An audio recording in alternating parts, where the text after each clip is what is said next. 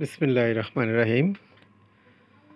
আজকের ক্লাসে উপস্থিত সকল শিক্ষার্থীদেরকে জানাই শুভেচ্ছা ও অভিনন্দন।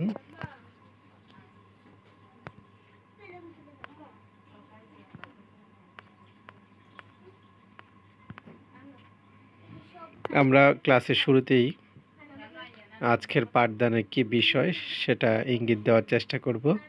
আমরা ছবিতে কি দেখতে পাচ্ছি? ছবিতে দেখতে পাচ্ছি একটি ব্যাগ একজন ক্রেতা ক্রয় করছে। একজন একটি ব্যাগ প্রদান করছে এবং একজন গ্রহণ করছে।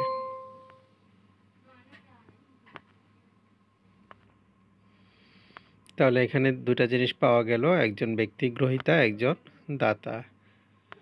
আবার উল্টো দিক দিকে চিন্তা করলে একজন দাতা এবং একজন গ্রহীতা। তাহলে এখানে ডেবিট ক্রেডিটের প্রশ্ন চলে আসলো, যেহেতু দাতা গ্রহীতার ব্যাপার।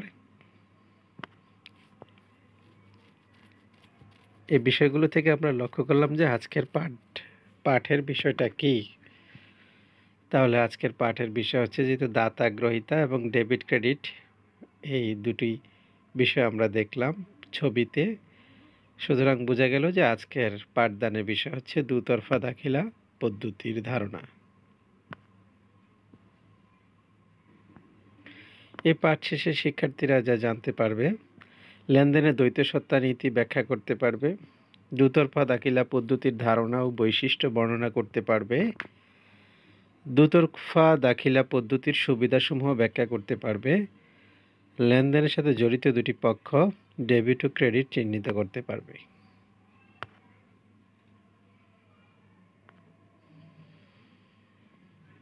এখানে যে ছবিটি দেখা যাচ্ছে, তিনি হচ্ছে হিসাব বিজ্ঞানের জনক, ইতালির প্রসিদ্ধ গণিতবিদ লুকা পেসিউলি 1494 খ্রিস্টাব্দে আর্থিক ঘটনাবলীর সঠিক ও সুচারুভাবে লিপিবদ্ধ করার জন্য এই দুতরফা দাখিলা পদ্ধতি আবিষ্কার করেন।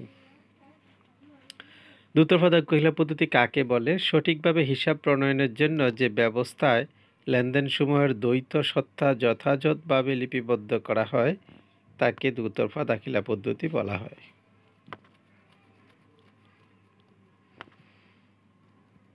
তাহলে প্রত্যেকটা লেনদেনে দুটি পক্ষ নির্ণয় করতে হবে। যেমন অফিসের কর্মচারীকে বেতন বাবদ 5,000 টাকা প্রদান করা হলো। এখানে একটা হিসাব হচ্ছে বেতন, আর একটা হচ্ছে নগদান হিসাব। কারণ বেতন প্রদান করেছে এবং টাকাটা নগদ দিয়েছে, এভাবে দুটো পক্ষ বা দুটা হিসাবের খাত নির্ণয় করতে হবে। একটা হিসাবের খাত হচ্ছে বেতন হিসাব, আর একটা হচ্ছে নগদান হিসাব। কারণ বেতন বাবদ 5,000 টাকা প্রদান করেছে, টাকাটা হচ্ছে নগদ, আর বেতন বাবদ, এই দুইটা পক্ষ নির্ণয় করতে হবে।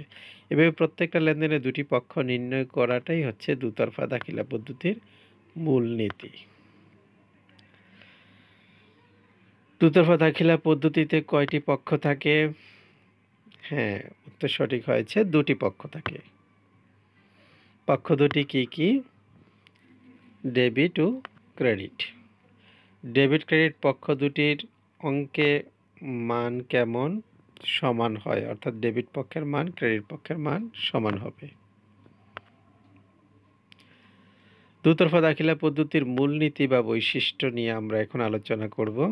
বৈশিষ্ট্য,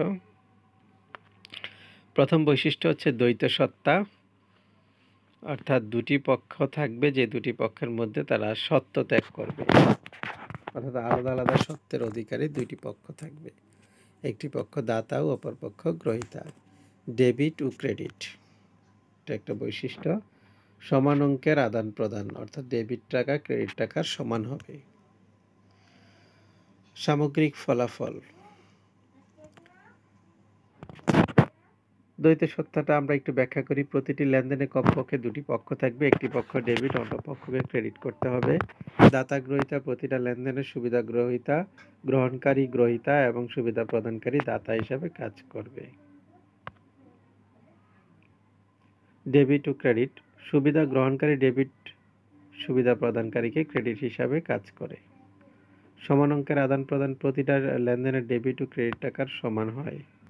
সামগ্রিক ফলাফল, মোট লেনদেনের ডেবিট দিকের যোগফল ক্রেডিট দিকের যোগফলের সমান হবে।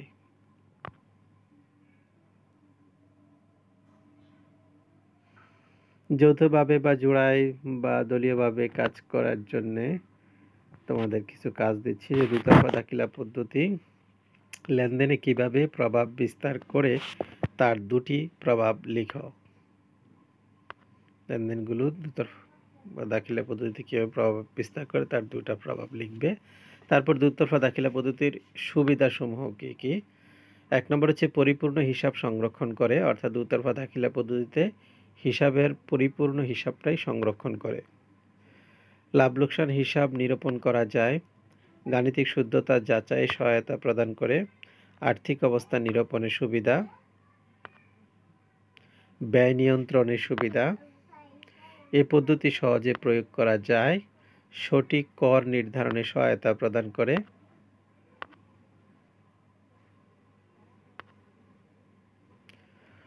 পূর্ববর্তী ও পরবর্তী বছরের মধ্যে ধারাবাহিকতা রক্ষা করে সমীকরণ হিসাব চক্রের ধাপ, চূড়ান্ত হিসাব খতিয়ান। উত্তর হচ্ছে যে হিসাব চক্রের ধাপগুলো পূর্ববর্তী ও পরবর্তী বছরের মধ্যে ধারাবাহিকতা রক্ষা করে, হিসাব চক্রের ধাপগুলো ধারাবাহিকতা রক্ষা করে। একতরফা দাখিলা পদ্ধতি একটি পূর্ণাঙ্গ হিসাব পদ্ধতি। অপূর্ণাঙ্গ হিসাব পদ্ধতি, অসম্পূর্ণ হিসাব পদ্ধতি। দুতরফা দাখিলা পদ্ধতিতে প্রথম কোন শহরে হিসাব রাখা শুরু হয়? আমরা জানি যে ইতালির ভেনিসেই প্রথম দুতরফা দাখিলা পদ্ধতির হিসাব রাখা শুরু হয়। এবারে তোমাদের বাড়ির কাজ বুঝে নাও। দুতরফা দাখিলা পদ্ধতি প্রয়োগ হয় এমন 10টি লেনদেন লিখে আনবে। লেনদেন লিখবে এরকম 10টা যেতে দুতরফা দাখিলা পদ্ধতি প্রয়োগ করা যায়। তো অবশেষে সবাইকে ধন্যবাদ জানিয়ে, সবাইকে আবারও ফুলের শুভেচ্ছা দিয়ে আজকের ক্লাস শেষ করছি। আজকের যে ক্লাসটি আমরা নিলাম যে দুতরফা দাখিলা পদ্ধতি কী, এর সুবিধাগুলো কী, এর বৈশিষ্ট্যগুলো কী, এবং দুতরফা দাখিলা পদ্ধতির যে মূল নীতি রয়েছে সে মূল নীতিগুলো কী কী, তোমরা এগুলির উপর ভালো করে প্রস্তুতি নিবে। আজকে এই পর্যন্তই। সবাই ভালো থাকো, সবার সুস্বাস্থ্য কামনা করে আজকের ক্লাস এখান থেকেই শেষ করছি। আল্লাহ হাফেজ।